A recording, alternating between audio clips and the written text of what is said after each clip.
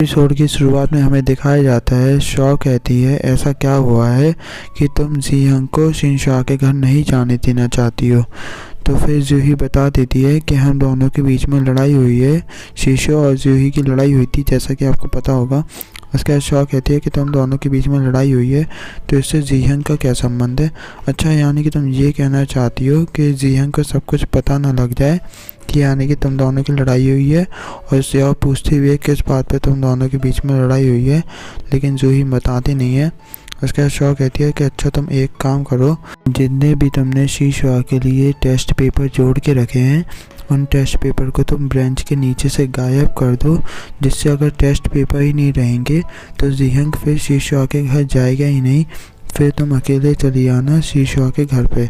उसके बाद जूही ऐसे ही करती है, वो सारे टेस्ट पेपर को ढूंढने लगती है, लेकिन उसे एक भी टेस्ट पेपर नहीं मिल रहे होते हैं। इतने में जी-हंग से पूछती है कि यहाँ पे इतने सारे टेस्ट पेपर रखे थे, क्या तुमने उन टेस्ट पेपर्स को देखा है। तो जी-हंग कहता है कि हाँ, वो टेस्ट पेपर मैंने ही उठाए थे, क्योंकि ये टेस्ट पेपर अगर यहाँ रखे रहते तो कोई ना कोई इन्हें और उठा के ले जाता, या फिर कोई ना कोई इन टेस्ट पेपर्स को गिरा देता। इसलिए मैं टेस्ट पेपर्स अपने साथ ले गया था, जिससे इन्हें कोई छू ना सके और अपन को कोई दिक्कत नहीं हो इन टेस्ट पेपर को ले जाने में। जूही का ये प्लान भी फेल हो जाता है। उसके बाद हमें टीचर को दिखाया जाता है, जो देख लेती हैं कि शॉ मोबाइल चला रही होती है। उसके बाद टीचर आती है शॉ के पास। उसके बाद टीचर कहती हैं कि मुझे भी दिखाओ तुम मोबाइल में क्या चला रही हो आखिरकार। उसके बाद शॉ कहती है कि टीचर मैं तो कोई मोबाइल नहीं चला रही हूँ। उसके बाद टीचर कहती हैं जो तुमने ब्रेंच के नीचे रखा है, जब वो मोबाइल मुझे दिखा दो, मुझे पता है तुम चला रही हो। इसका जॉन्सी भाई भी कह देता है हाँ टीचर ये चला रही है मोबाइल, आप ज़रा चेक कीजिए। उसके बाद टीचर फिर जैसे ही मोबाइल लेती हैं शॉ से, टीचर कहती हैं कि अरे ये वाला मेकअप तो मैं भी यूज़ करती हूँ। उसके बाद शॉ कहने लगती है हाँ टीचर ये तो बहुत अच्छा मेकअप है। उसके बाद टीचर कहती है अच्छा रुको रुको, अब ये अपन क्लास में इस बारे में बाद में बात करेंगे। उसके बाद पूरी क्लास में हंसने लगती है इस बात पे। उसके बाद हमें जूही को दिखाया जाता है, जो जी-हंग को क्लास ख़त्म होने के बाद बाहर भेज देती है, क्योंकि क्लास ख़त्म हो चुकी होती है। उसके बाद जूही जैसे ही देखती है कि जी-हंग बाहर जा चुका है, उसके बाद जूही फिर जाती है जी-हंग की ब्रेंच के पास सफाई करने के बहाने से। फिर वो टेस्ट पेपर्स को जी-हंग के पास ढूंढने लगती है। इतने वहाँ पे आ जाती है शॉ। उसके बाद शॉ कहती है ये तुम क्या कर रही हो। उसके बाद जूही एकदम से डर जाती है, क्योंकि उसे लगता है कि कोई और आ गया है। उसके बाद जूही कहती है तुमने मुझे डरा दिया था, मैं उन टेस्ट पेपर्स को ढूंढ रही हूँ, क्योंकि वो सारे टेस्ट पेपर जी-हंग के पास है, इसलिए मैं उन टेस्ट पेपर को जाके दिखा दूँगी। उसके बाद फिर शॉ कहती है कि अच्छा अगर वो जी-हंग यानी टेस्ट पेपर्स जाके टीचर्स से ले ले तो। उसके बाद जूही फिर रुक जाती है शॉक होके। फिर हमें दिखाया जाता है जूही और शॉन साथ में जा रहे होते हैं। उसके बाद शॉन कहती है कि अच्छा मैं तुम्हें इतनी अच्छी दोस्त हूँ, तो क्या तुम मुझे भी नहीं बता सकती किस बात पे तुम दोनों के बीच में लड़ाई हुई है, और टेंशन मत लो, तुम दोनों जन अच्छी दोस्त हो। तो शॉ बिल्कुल भी जी-हंग के सामने कुछ नहीं बोलेगी। उसके बाद जूही बता देती है कि मैंने तुम लोग की एक डायरी बनाई थी अब मेरे वोट कनेक्ट करने के लिए, जब मैं मॉनिटर थी, क्योंकि तुम लोग के वोट ही से मुझे 20 पॉइंट्स बोनस में मिलने वाले थे। उसके बाद शॉ कहती है कि अच्छा तुमने वोट्स के चक्कर में डायरी बनाई थी, अच्छा उसी डायरी में तुमने उन क्वालिटीज़ को लिखा था सारे बच्चों की। उसके बाद शॉ कहती है क्या उस डायरी में मेरा नाम भी था। उसके बाद जूही कहती है कि हाँ वो उस डायरी में तुम्हारा नाम भी था। उसके बाद शॉ गुस्सा होकर चली आती है, क्योंकि उसे भी लगता है जूही देख दाग के दोस्त बनाती है। उसके बाद जूही को घर पे दिखाया जाता है, जो बहुत ज़्यादा ही टेंशन में बैठी होती है और शॉ और अपनी फ़ोटो देख रही होती है। उसके बाद वो शॉ को मैसेज करने के लिए भी जाती है सॉरी वाला, लेकिन जूही फिर उस मैसेज को काट देती है। उसके बाद फिर वो बिस्तर पे लेट जाती है दुखी होके। फिर हमें दिखाया जाता है टीचर फिर हंसी मजाक कर रही होती हैं क्लास में, और सारे बच्चे उस हंसी के मजाक में मिल घुल रहे होते हैं, लेकिन शॉ जो होती है बिल्कुल नहीं हंस रही होती है और जूही की तरफ गुस्से से देख रही होती है।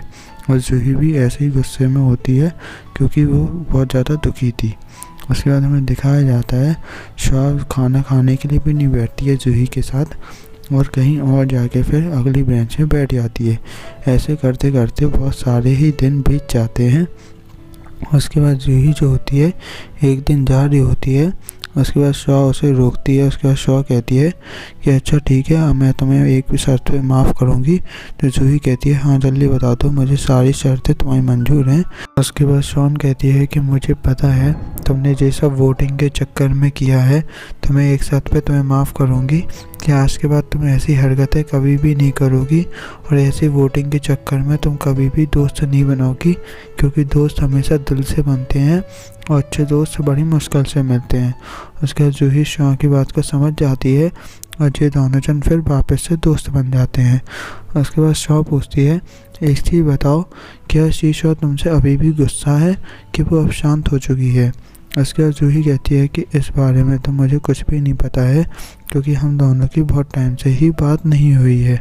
उसके बाद जूही देखती है वेइंग अभी तक स्कूल नहीं आई होती है, तो जॉन्जी भाई से वो पूछती है कि वेइंग कब तक आने वाली है। तो जॉन्जी भाई कहता है मुझे भी नहीं पता है इस बारे में कि वो कब तक आएगी अपने स्कूल वापस। उसके बाद जूही पहुंच जाती है वेइंग से मिलने के लिए उसके घर पे। उसके बाद वेइंग उसे मिल भी जाती है, क्योंकि वो बाहर कचरा फेंकने के लिए आ रही थी। उसके बाद ये दोनों जन बातें करने लगते हैं।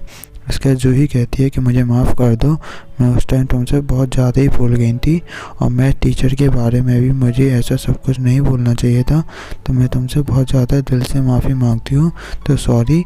उसके बाद वो टेस्ट पेपर्स निकाल के जो भी उसने जोड़े होते हैं इतने टाइम से वेइंग के लिए, वो सारे टेस्ट पेपर दे देती है। वो कहती है अब तुम अच्छे से पढ़ना।